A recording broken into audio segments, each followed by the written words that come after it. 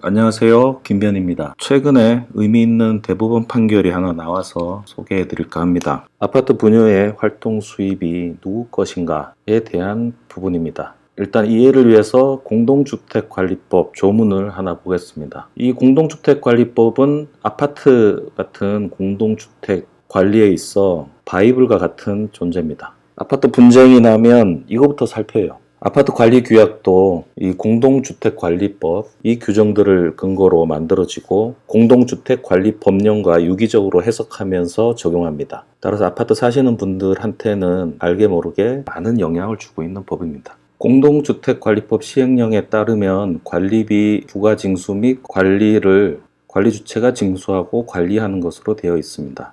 관리주체는 쉽게 생각하시면 관리소장이 대표로 있는 관리사무소라고 생각하시면 됩니다. 그 관리주체가 관리하는 범위 중에 이런 게 포함되어 있어요. 잡수입, 내용이 뭐냐면 재활용품의 매각수입, 복리시설의 이용료 등 공동주택을 관리하면서 부수적으로 발생하는 수입. 다른 관리비처럼 관리주체가 관리하라는 말입니다. 관리주체가 관리한다는 건 뭐냐면 이 잡수입이 아파트 전체의 재산이라는 겁니다. 자, 그런데 어떤 사건이 발생했냐면 분여회가 주도해서 발생시킨 수입 그 내용을 보면 재활용품 처리 비용, 세차 권리금, 게시판 광고 수입, 바자회 수익금 이렇게 해서 잡수입금 7천만 원 정도가 있었나 봐요. 그 7천만 원을 이 분여회 운영비 등으로 사용을 했습니다. 이에 대해서 횡령죄로 고발을 당했습니다. 1심, 2심에서는 유죄 선고가 났어요. 횡령죄라고 인정한 겁니다. 그런데 대법원에서 이를 뒤집었습니다. 이 판결에서는 주택법에서 말하는 잡수입은 아까 보신 그 시행령 규정입니다. 공동주택 관리 주체가 공동주택을 관리하면서 발생한 것으로서 그 수입이 입주자들 전체에 기속되는 것이어야 한다. 시행령 23조에서 말하는 잡수입은 관리 주체가 발생시킨 수입이라는 전제를 깔고 있습니다. 지금 이 사건은 관리 주체가 한 사업이 아니죠. 분여회가 한 것입니다. 모든 수입이 일률적으로 잡수입에 포함되는 게 아니다. 입주자 전체에 귀속되는 수입이 그 23조에서 말하는 잡수입이 된다. 그러면서 결론적으로 분여회 활동 수입은 분여회가 한 것이기 때문에 분여회 회원들의 총류, 이 총류는 좀 어려운 개념이긴 한데 그냥 단체가 소유하는 형태를 총류라고 합니다. 그래서 분여회의 소유이다 이렇게 생각하시면 돼요.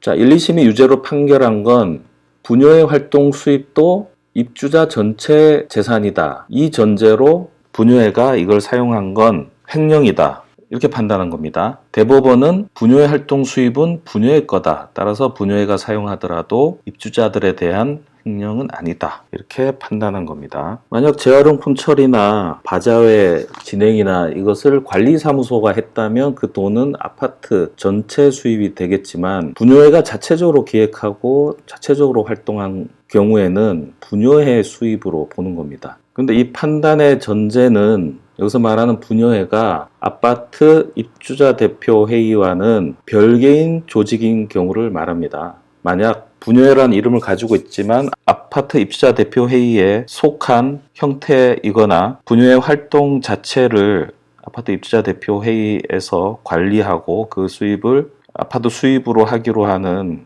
원칙이 있었다면 이 판례는 적용되지 않는 겁니다. 그럼 여기서 생각이 드는 게 아파트 분여회 이렇게 하면 입주민들은 이것은 아파트의 공식 조직이구나 이렇게 생각할 수가 있잖아요.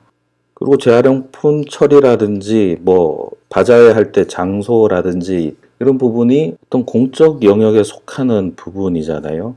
아파트 입주자 대표 회의나 관리사무소에서 분여회라는 명칭을 달고 활동하는 단체에 대해서 활동으로 인한 수입이나 어떤 활동 범위를 약정을 맺어 놓는 게 좋을 것 같습니다. 제일 좋은 건 관리 규약에 분여회 활동 범위라든지 그 수입의 처리에 대해서 규정해 놓는 게 제일 좋을 것 같고요. 분여의 문제로 법적 분쟁인 아파트가 많아요. 이 대법원 판례가 어떤 영향을 줄지 또 앞으로 어떻게 정비돼 나갈지 한번 지켜보겠습니다. 여기까지 하겠습니다. 고맙습니다.